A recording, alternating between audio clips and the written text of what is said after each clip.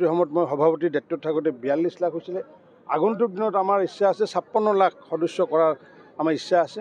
গতিকে এপিনে বিজেপিয়ে আনপিনে ইউপিপিএলে আমাৰ যাতে সৰ্বাধিক সংখ্যক যাতে সদস্য কৰিব পাৰোঁ তাৰ কাৰণে নিৰলসভাৱে প্ৰচেষ্টা চলাই থকা হ'ব। চাওক, এতিয়া জনসাধাৰণ হৈছে জনাৰ্দন, তেওঁলোকে জনসাধাৰণে নাৰায়ণ। গতিকে তেওঁলোকে যিটো সিদ্ধান্ত লয় সেইটোৱে হয়। আৰু আজিকালি জনসাধাৰণৰ বহুত চতুৰ। আমি ৰাজনীতি কৰা ব্যক্তিতকৈ লাখ গুণে চতুৰ হৈছে জনসাধাৰণ, আৰু জনসাধাৰণে যিটো সিদ্ধান্ত লয় সেইটোৱে আল্টিমেটলি হৈ আহিছে। গতিকে বিটিআৰত যেনেকুৱাকৈ আমি মিত্ৰজোঁটৰ চৰকাৰ চলাই আছোঁ, ঠিক তেনেকুৱাকৈ ভাৰতবৰ্ষত বা আমাৰ বিটিআৰত আমি ট্ৰিপল ইঞ্জিন চৰকাৰ। কাৰণ মোদী ডাঙৰীয়া আছে, হিমন্ত বিশ্ব শৰ্মা আছে, প্ৰমোদ বড়ো ডাঙৰীয়া আছে। ট্ৰিপল ইঞ্জিন চৰকাৰে যি প্ৰগতি আনিছে তাৰ কাৰণে আল্টিমেটলি সকলোৱে বিজেপি আৰু ইউপিপিএলত যোগদান কৰিব, আৰু ফলস্বৰূপে বিপিএফে হওক বা কংগ্ৰেছে হওক শূন্য হ'বলৈ গৈ আছে। লোকসভা নিৰ্বাচনৰ পিছত ট্ৰেক্টৰ নাথাকিব নেকি? অনলি ফৰ পদুমফুলে থাকিব? নহয়, যিহেতু আগন্তুক দিনত যি বেলেগ বেলেগ নিৰ্বাচন আছে, যেনেকুৱা বিধানসভা নিৰ্বাচন, এতিয়া বিধানসভা নিৰ্বাচনততো ধৰক আমাৰ ইয়াতে পদুমফুল আছে, সেইখিনি মানুহকতো ক'ব লাগিব কথাটো এইবাৰৰ কাৰণে। অহাবাৰ আমি চাম কি কৰিম কি নকৰিম আমি চাম, কিন্তু এইবাৰৰ কাৰণে ৰাইজক কৈছোঁ যে পদুমফুল মানে ট্ৰেক্টৰ, ট্ৰেক্টৰ মানে পদুমফুল। কাৰণ ফুলনি মানে বাগিচা, বাগিচা মানে ফুলনি, কথাটো একে হয়নে নহয়? গতিকে ফুলনি বুলি ক'লে বাগিচা হয় নে নহয়? এনডিএ সমৰ্থিত প্ৰাৰ্থী জয়ন্ত বসুমতাৰীৰ ক্ষেত্ৰত কিমান চাওক, আজি সংখ্যাটো মই আজিয়ে ক'ব খোজা নাই, কাৰণ কিয় মই যিহেতু এটা ক্লাষ্টাৰ ইনচাৰ্জ, মই কিছু কাম কৰিব বাকী আছে। নিশ্চিত ওপৰত 4-5 দিন পিছত আপোনালোকক আমি সংখ্যাটো কৈ দিম, কাৰণ কিয় মই আজিলৈ যি কৰি আহিছোঁ মিলি আহিছে। গতিকে আজিলৈ মোৰ যিটো এডভান্স ফলাফল এইটো অমিল হোৱা নাই।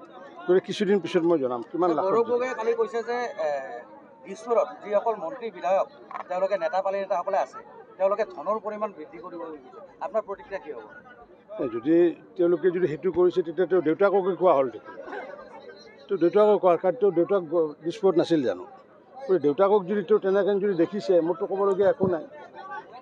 তেওঁ দিছপুৰৰ কথা যিহেতু কৈছে, দিছপুৰত যিসকল থাকে ধনৰ পৰিমাণ বৃদ্ধি কৰে, তেওঁ দেউতাকটো দিছপুৰত আছিলে।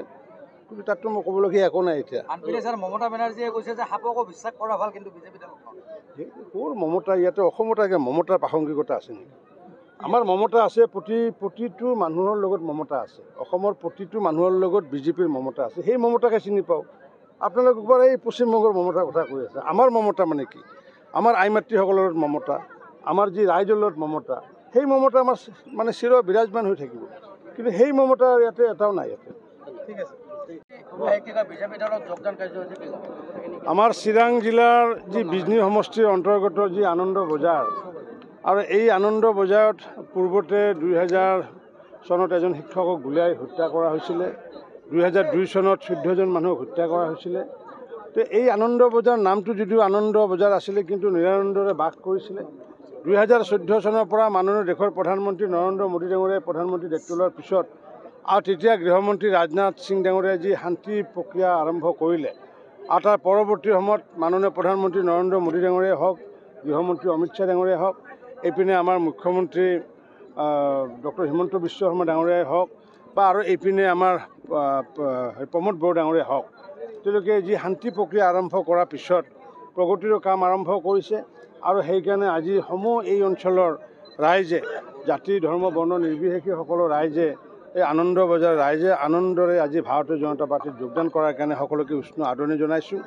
আৰু দেশত যিহেতু বিকাশমুখী যি প্ৰগতিৰ কাম মোদী ডাঙৰীয়াই কৰি আছে বা মুখ্যমন্ত্ৰী হিমন্ত বিশ্ব শৰ্মা ডাঙৰীয়াই কৰিছে, তাৰ প্ৰতি আকৃষ্ট হৈ পেলাই এই লোকসকলে আমাৰ লগত যোগদান কৰিছে। আৰু ইয়াৰে লোকসকলৰ অধিকাংশ লোক পূৰ্বতে বিপিএফ দলৰ সমৰ্থক আছিলে বা সদস্য আছিলে, আৰু অধিকাংশ লোক যি নৱশৰণীয়া ডাঙৰীয়াৰ সমৰ্থক বা শুভাকাংক্ষী আছিলে, এইসকলে আজি ভাৰতীয় জনতা পাৰ্টীত যোগদান কৰাৰ কাৰণে মই উষ্ণ আদৰণি জনাইছোঁ।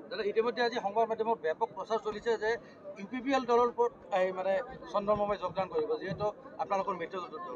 চাওক, এতিয়া ভাৰতীয় জনতা পাৰ্টী অকল এটা পাৰ্টী নহয়, আৰু ঠিক তেনেকৈ ময়ো ভাবোঁ যে ইউপিপিএল দল অকল এটা পাৰ্টী নহয়, এইটো এটা ভাৰতীয় জনতা পাৰ্টী হৈছে সমগ্ৰ ভাৰতৰ কাৰণে এটা মিছন, আৰু ঠিক বিটিআৰৰ কাৰণে ইউপিপিএল দলটো এটা মিছন।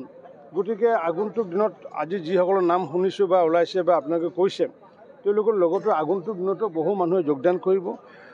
একাংশ মানুহে যোগদান কৰি আছে ইউপিপিএলত, একাংশ মানুহ আছে যোগদান কৰি আছে বিজেপিত। গতিকে ইউপিপিএলে হওক বিজেপি হওক, আল্টিমেটলি যিহেতু আমি সকলোৱে নৰেন্দ্ৰ মোদীকে ভোট দিম, গতিকে ট্ৰেক্টৰ আৰু ইয়াতে যি পদুম ফুলৰ মাজত পাৰ্থক্য নাই। গতিকে সকলোৱে মানুহে হৰ্ষ লাখেৰে ভাৰতীয় জনতা পাৰ্টি বা UPPL যোগদান কৰি আহিছে। আমি সকলোকে স্বাগতম জনাইছোঁ, উষ্ণ আদৰণি জনাইছোঁ। আৰু বিজেপিটো যিসকলে জইন কৰিছে, যিহেতু পূৰ্বতে আমাৰ বিজেপিৰ 20 লাখ সদস্য আছিলে, পৰৱৰ্তী আজি আপোনাৰ নেতৃত্বত বিজেপিত যোগদান কৰিব।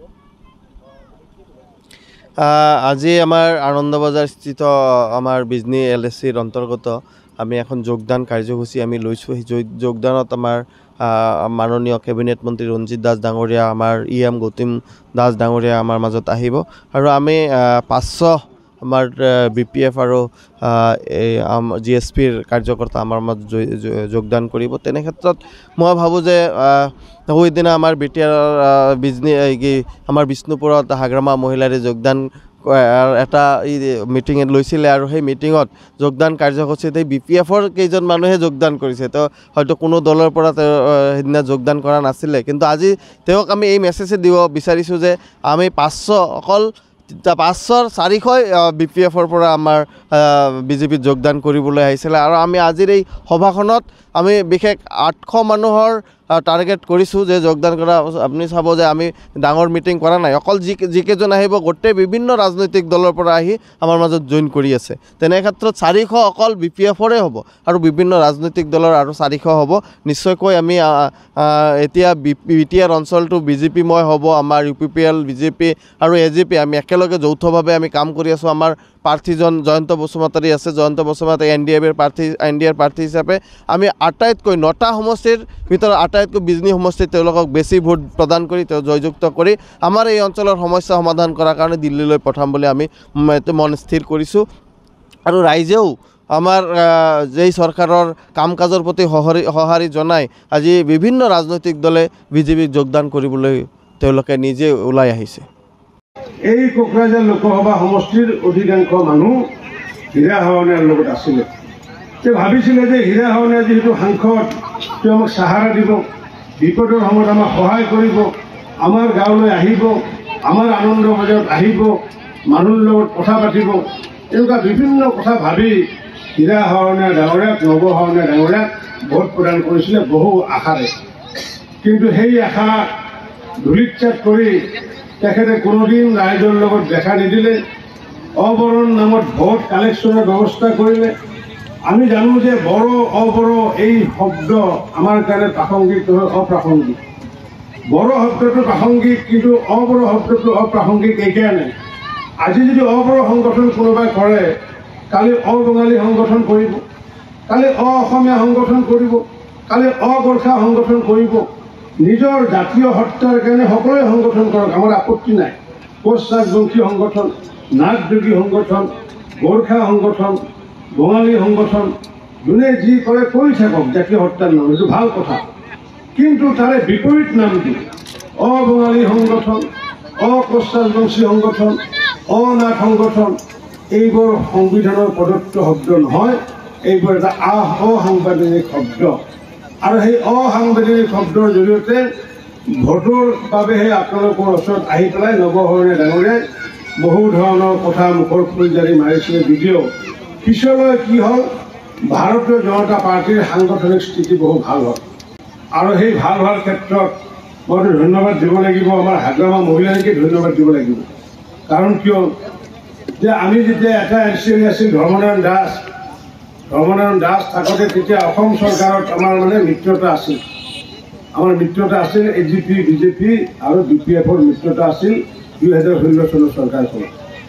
আৰু মই দলৰ সভাপতিৰ কাৰণে মাননীয় হিমন্ত বিশ্ব শৰ্মা ডাঙৰীয়া আমি আহি পেলাই কোকৰাঝাৰত আমি আহি কৈছিলোঁ যে এটা যিহেতু MCLA আছে আমাৰ, সেই MCLAজনক আপোনালোকে EM দিব লাগে। আৰু তেতিয়া মোৰ লগত আমাৰ জিলা সভাপতি 4গৰাকী আছিলে। কোকৰাঝাৰৰ জিলা সভাপতি বিভূতি বৰগোহাঁই আছিলে, আমাৰ চিৰাং জিলাৰ সভাপতি বিপ্লৱ দেৱনাথ আছিলে, ওদালগুৰি কাৰ্তিক বড়ো আছিলে, বাক্সা ৰাম দাহাল আছিলে। মুখত হাগ্ৰামা মহিলাই ডাঙৰ কৈছিলে এটা MCLA লৈ পেলাই EM লাগে, এইবিলাক চুৰবিলাক, এই জিলা সভাপতিকেইটা চব চুৰ।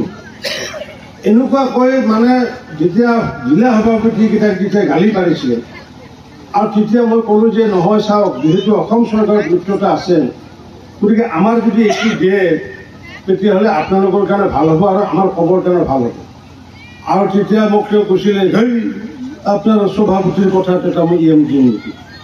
আৰু সেইদিনা কাণত ধৰি প্ৰতিজ্ঞা কাঢ়িছিলোঁ যে এদিন BTRৰ ক্ষমতা আমিও ল'ম, আৰু আজি অন্তত মোৰ আজি 9টাকৈ আজি EM, আজি এটাকৈ ডেপুটি স্পীকাৰ, আৰু আমাৰ এই অঞ্চলৰ ডেপুটি স্পীকাৰ, আৰু কেইবাটাও আমাৰ MCA। আগন্তুক দিনত কি হয় নাজানো, সংগঠন আমি বৃদ্ধি কৰি যাম। আগন্তুক দিনত যি হয় সময়ৰ কথা ক'ব, কিন্তু আজি সংগঠন বৃদ্ধি কৰি আহি আজি আমি আনন্দ বজাৰত আমি আনন্দ ল'ব সুযোগ পাইছোঁ। তাৰ কাৰণে মই সকলো ৰাইজকে মই নমস্কাৰ জনাইছোঁ, ধন্যবাদ জনাইছোঁ।